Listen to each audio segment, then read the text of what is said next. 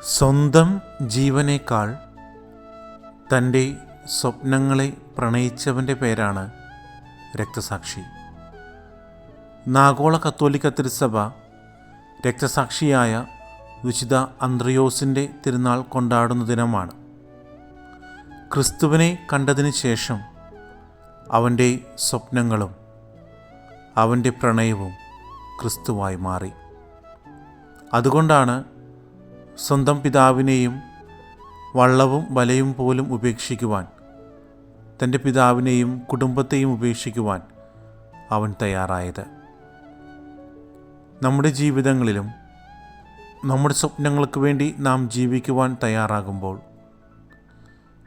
നമ്മുടെ സ്വപ്നങ്ങൾ അവരുടെ നന്മയ്ക്ക് വേണ്ടിയുള്ളതായി മാറുമ്പോൾ നാമും രക്തസാക്ഷികളായി മാറ്റപ്പെടും.